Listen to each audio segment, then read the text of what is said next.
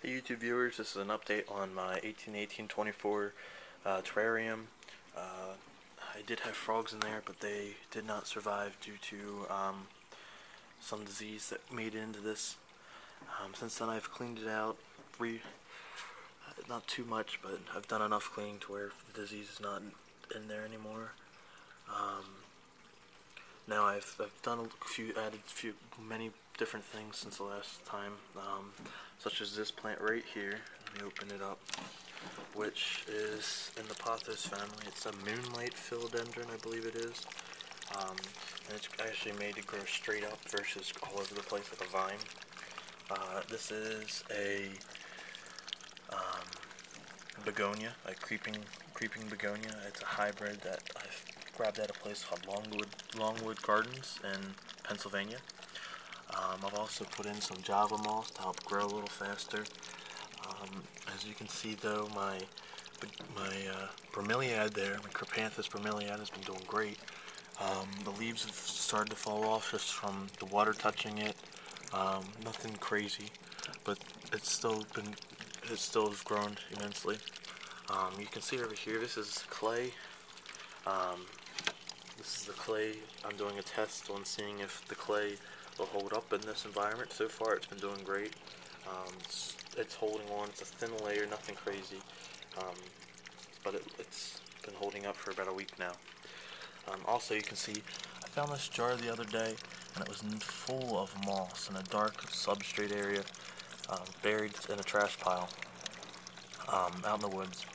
And I figured I'd just keep the jar and throw that in there, and it was in low lighting, so I put it under my little hole right there, and so far it's been doing good.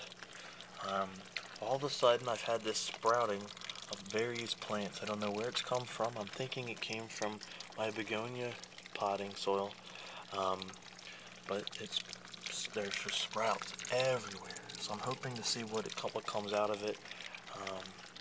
It's very unusual, but it's there. I've also thrown in ammonia carbon. It's that white stuff in there, and that's been helping keep the water clean.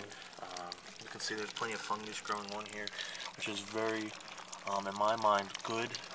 It means that there's good bacteria in there, breaking it down. And the water feature, of course, is doing great as well. I've actually put in a different pump, which has sped up the process. Have this right here. It's for a fan for when I need it. Let's go ahead and take a quick look at the back, how I've done this. Now I designed it to where there's a little gap back here. It's hard to see, but it's there. And it's made out of egg crate spray foam. You can see the spray foam. And this right here is the silicone with cocoa fiber on top. Now you can see that's where the pump is. The pump goes all the way up and over. And there's also this gap over here, which if I want to, I put I think it's a ReptiFlow. It's a green filter that you get for turtles and stuff, made by Tetrafauna. And so that's there. It was very simple. It took me probably about a week to tear it out and redo it again. But since then it's been doing great, no problems. I'll probably keep it as a terrarium and not put frogs back in here, just because of the disease that might be still lingering in there. But it's a lovely looking terrarium in my mind. I've trimmed it to regrow some moonlight philodendron and given pieces to various people. Please ask any questions, PM me if you want to keep it more of a private matter, subscribe if you wish. Thanks.